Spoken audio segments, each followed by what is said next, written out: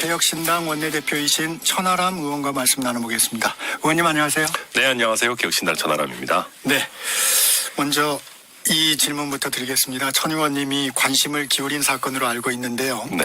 최상병 순직 사건 관련해서 항명 등의 혐의로 기소된 박정원 전 해병대 대령 무죄 선고를 받았습니다. 판결 의미 어떻게 보십니까? 네, 군대처럼 굉장히 상명하복이 중요한 조직에서도 위헌 위법함이 명확한 명령에 대해서는 거부하더라도 죄가 되지 않는다라는 것을 군사법원이 명확하게 한 사건입니다. 그래서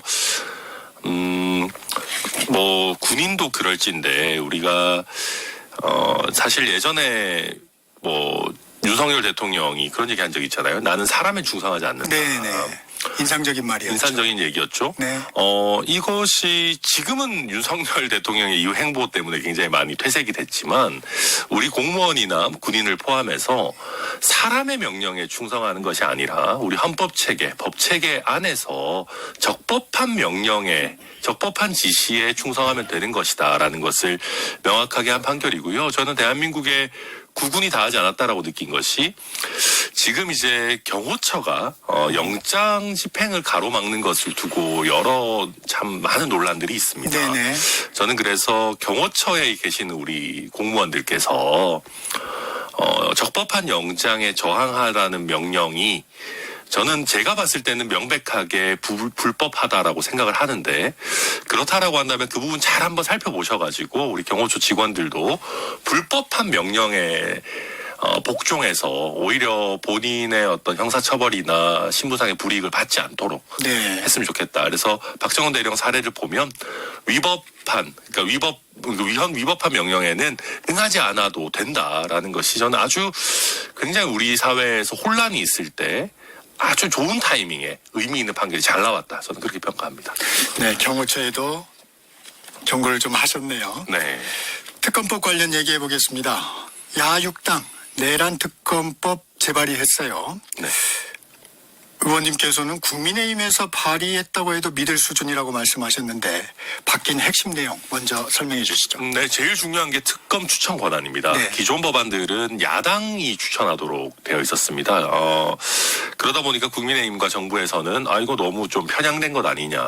위헌 요소가 있다. 위헌 요소가 있다라고 이제 거부권 행사 이후에서도 밝혔는데 어제 발의한 내란특검법 같은 경우는 소위 말하는 제3자 추천 방식으로 했습니다. 그래서 대법원장에게 추천권을 온전히 주고 대법원장이 2명을 추천하면 대통령이 선택하는 것으로 했고요.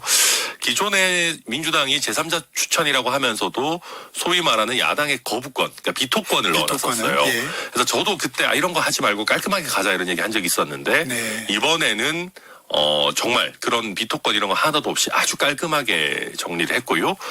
수사 기간이나 수사 인력 같은 것들도 기존의 특검법 사례들을 참고해서 너무 과도하지 않도록 많이 줄여놓은 그런 법안입니다. 국민의힘은 그런데 수사 범위 부분이 좀 논란이 될 것 같은데 국민의힘은 좀 수사 범위를 줄이려고 하는데 네. 이번 특검법을 보니까 외환죄를 추가했어요. 좀 네. 진통이 있지 않을까요? 이거는 주진우 의원도 아시는 분이 이런 얘기 하시니까 사실 좀 이상한데 일단 저는 이 얘기 듣고 좀 웃겼던 거는요. 네. 기존 특검들도 다 수사 범위 제한은 없었습니다. 예를 들면 관련해서 인지하는 사건 이렇게 해서 다 열어놨었어요. 그리고 수사 범위를 열어놓은 것을 가장 적극적으로 활용해서 가장 넓은 범위의 수사를 하고 특히 보수 진영 사람들을 정말로 많이 수사하고 잡아가둔 사람이 사실 윤석열이거든요. 네. 그렇게 수사 폭넓게 해서 많은 사람 잡아들인 사람을 특히 자기 진영 사람들 많이 잡아가둔 사람을 좋다고 언제는 대선 후보 만들고 대통령 만들 때는 언제고 이제는 수사범위 얘기하는 것처럼 참 좀 새삼스럽고 웃기다고 생각하는데요. 우리가 수사라는 것이 원래 생물이기 때문에 하다 보면 가지를 쳐서 뻗어나가고 인지수사들을 많이 할 수 있습니다. 네.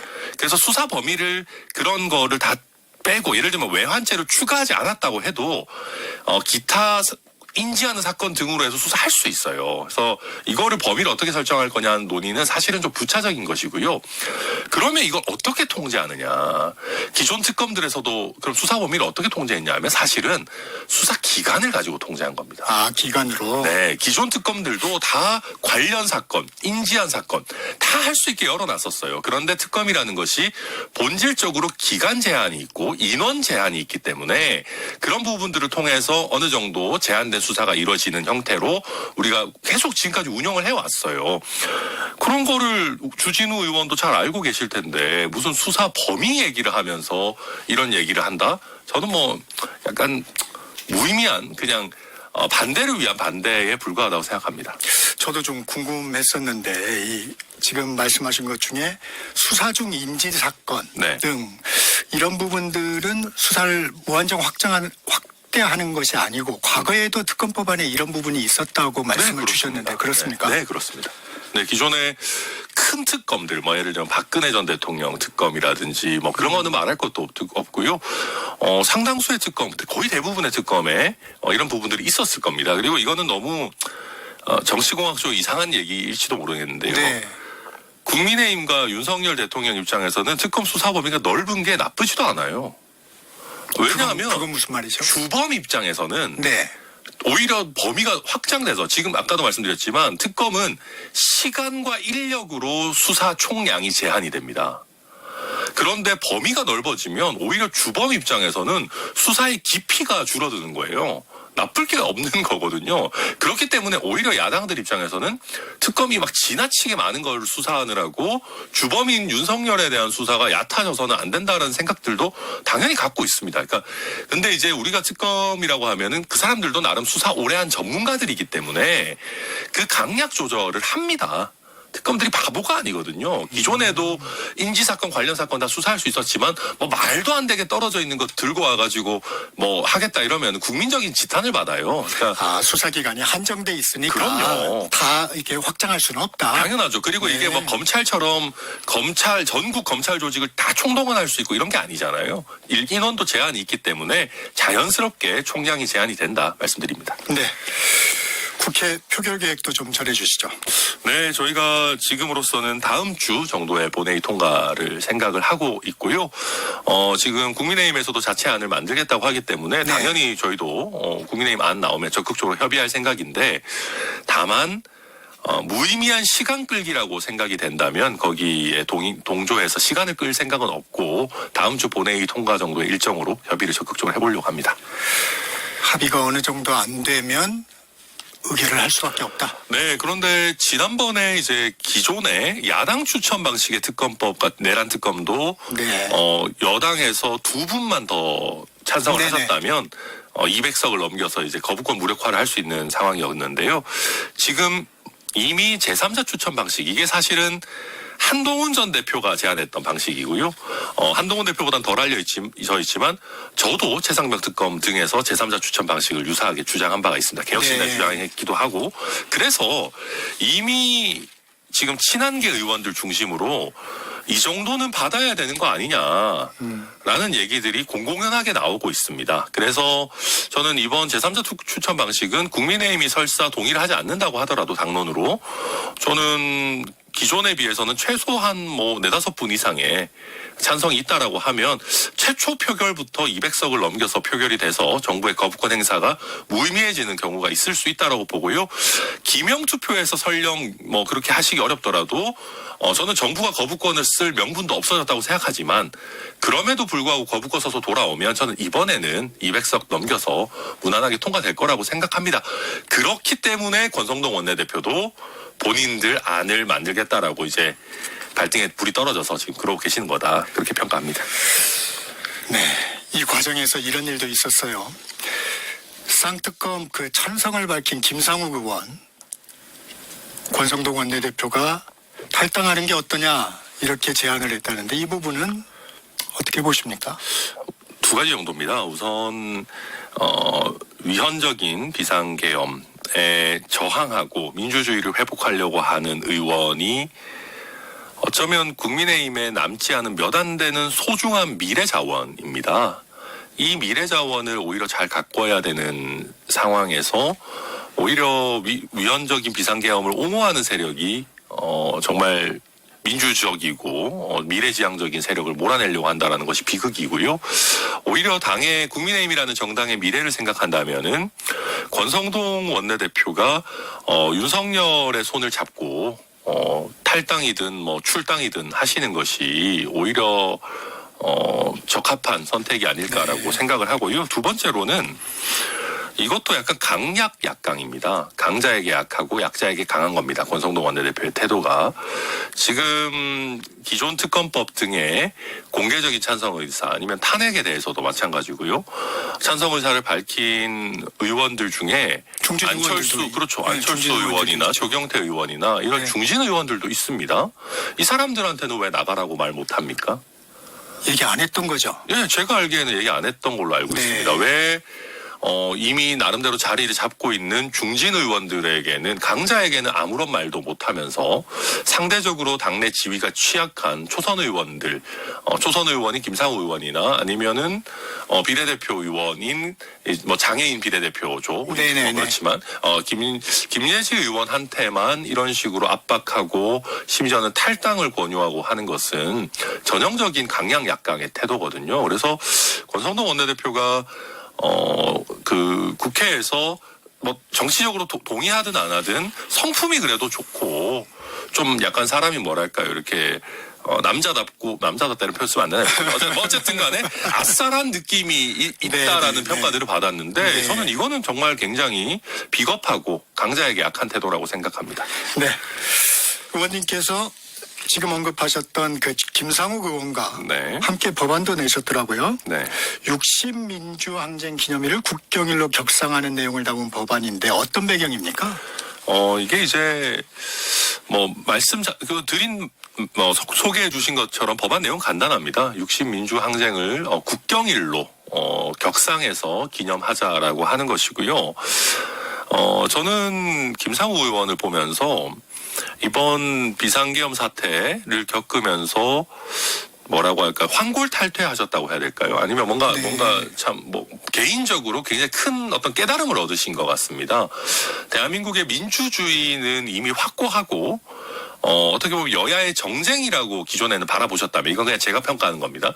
이번 이 내란 사태를 겪으면서 이 민주주의를 지키는 거에 있어서는 지금 여야가 없고 기본기를 해놓고 그 다음을 이야기해야 된다라는 어떻게 보면 큰 어떤 뭔가 본인 정치 인생의 큰 하나의 계기를 맞이한 네. 것 같아요. 네. 그러다 보니까 특히 민주주의와 관련해서 우리나라에서 굉장히 중요한 직선제 개헌을 쟁취했던 6월 항쟁을 기념하는 것을 또 특히 저희 야당의 저와 이소영 의원과 함께 해보자, 뭐 또 여러 다른 의원님들과 함께 하자 이런 취지로 추진하고 있는 걸로 보입니다. 김상욱 의원 잠깐 평가도 해주셨는데 개인적인 교류가 좀 있나요? 네, 일정 부분은 있습니다. 네. 혹시 개혁신당에서 함께할 가능성도 있을까요? 사실 이제 그 정치인이 당적을 옮기는 부분은 저도 경험해 봤습니다만 굉장히 참 고독하고 아주 무거운 결단입니다. 그렇기 때문에 제가 뭐 김상우 의원의 거취에 대해서 이야기하는 것은 적절하지 않은 것 같고 김상우 의원 본인께서 판단하실 일이고 또 제가 알기에는 탈당하지 않고 국민의힘을 바른 길로 이끌겠다라는 각오를 다지고 있는 걸로 제가 알고 있습니다. 탈당 의사가 없다고 밝혔습니다. 네네. 김상욱 의원은.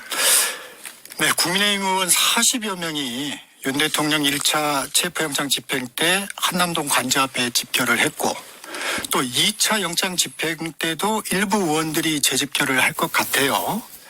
왜 그런다고 생각하세요?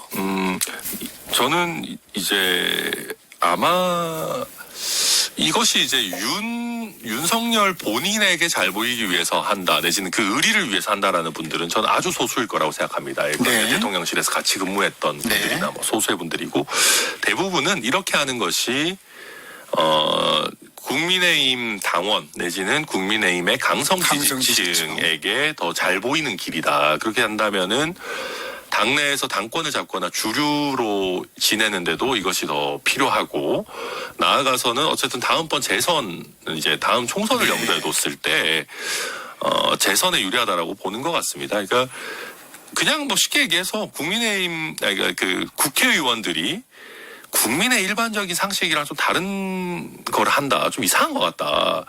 라고 하면 대부분 또 당선되고 싶어서 그런 경우들이 많습니다. 지도부도 좀 난감한 것 같아요. 당 차원은 아니라고 하는데 또 개인적인 행동은 막지 못한다.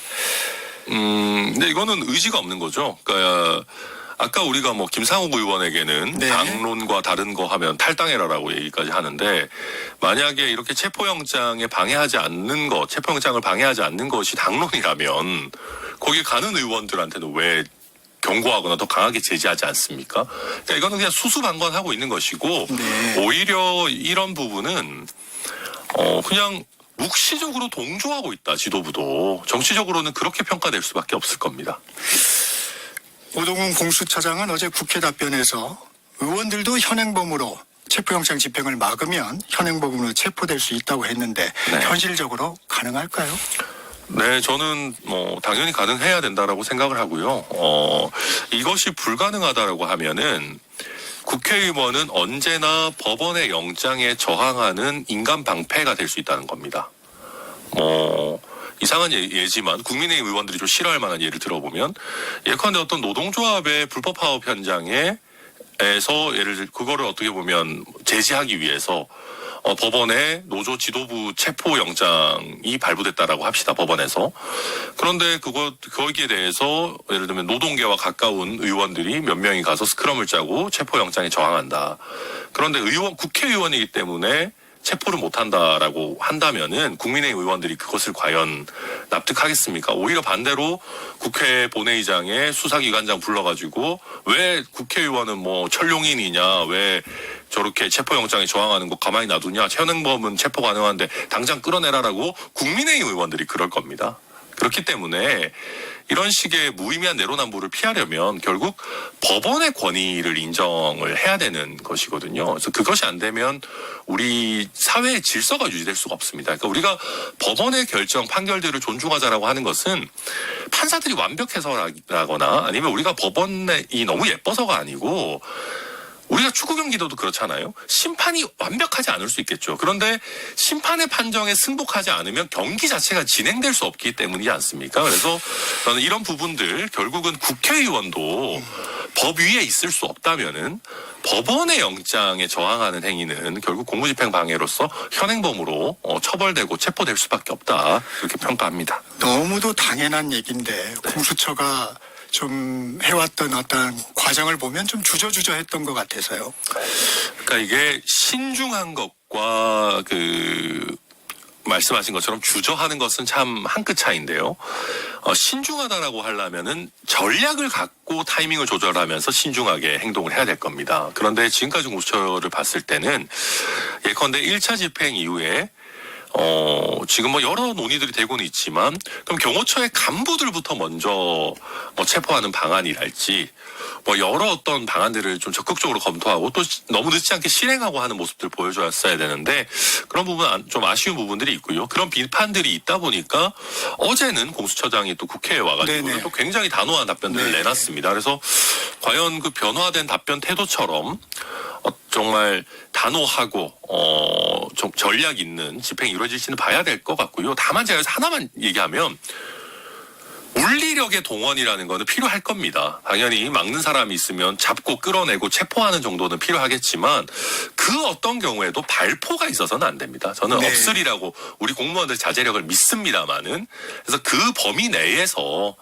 최대한 어떤 발포 정도의 충격은 없도록 그러면 대한민국 경제 작살납니다. 그렇기 때문에 좀 그래야 그런 최소한의 신중함은 갖추면서 단호하게 집행해 나가주기를 바랍니다. 어제 다소 놀랄만한 단어가 등장을 했는데 백골단이라는 말이 다시 나왔습니다. 그 방공청년단의 기자회견을 국민의힘 김민전 의원이 주선을 한 것이 좀 논란이 일고 있는데 이 장면은 어떻게 보셨습니까? 굉장히 충격적이었죠.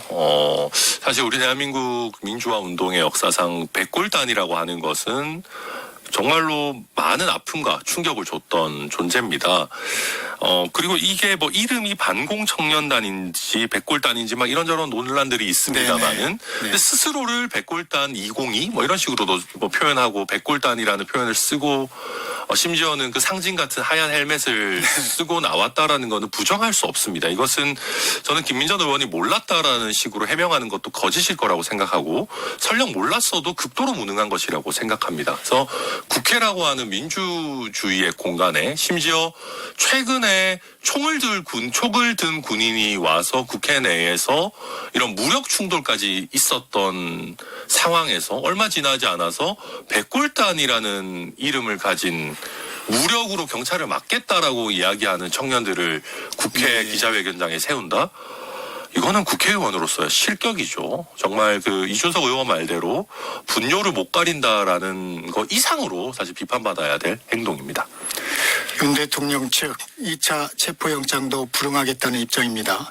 잘못되면 내전으로 갈 수 있다고 경고를 했는데 이 말은 어떻게 생각하세요? 지금 본인들이 그렇게 내전을 야기하고 있는 것이죠. 내전을 만들고 있고 그러지 않기 위해서 기존의 수많은 대통령들 심지어는 뭐 신군부였던 전두환 뭐 이런 분들도 이런 사람들도 법원의 영장에는 다 승복하고 자기들이 자진해서 이렇게 체포나 구속에 응하는 모습들을 보여줬습니다. 왜냐하면 거기에서 불응하게 되면 내전 상황으로 간다라는 걸 다 알았기 때문이거든요. 그것이 국가와 국민에 대한 최소한의 어떤 예의 내지는 존중, 그다음에 헌법 질서에 대한 최소한의 어떤 존중 같은 거라고 대통령직이나 한 사람들은 그래도 그것마저 파괴하진 않았습니다. 그런데 법률가 출신의 대통령이 이런 얘기를 하는 것이 저도 참 너무나 안타깝고요.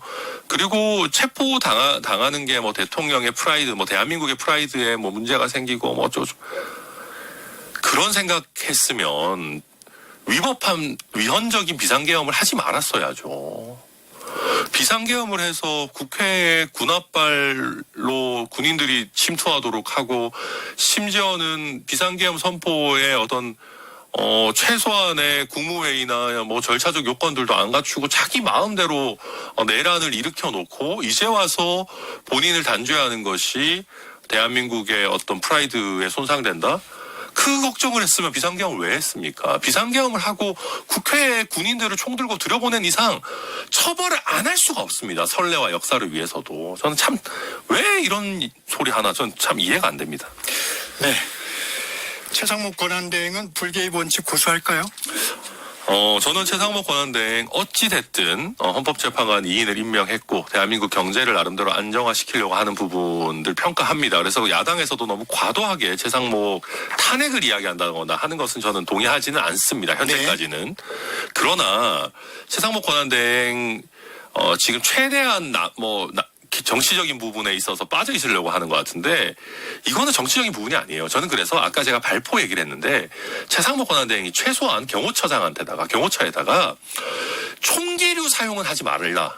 라는 정도의 제한된 어떤 명령이라도 내려줬으면 좋겠습니다. 그 정도는 할 수 있는 것이거든요. 그래서 그것이 아니 지금 본인은 경제 관료로서 대한민국 경제를 지키겠다 그러는데 마무리해 주시면 심각한 충격이 생기면 대한민국 경제에 어마어마한 악영향이 생깁니다. 저는 그래서 최상목 총리에게 이게 경제 문제다라는 걸 좀 말씀드리고 싶습니다. 오늘은 여기까지 듣겠습니다. 지금까지 개혁신당 원내대표 천하람 의원이었습니다. 고맙습니다. 네, 감사합니다.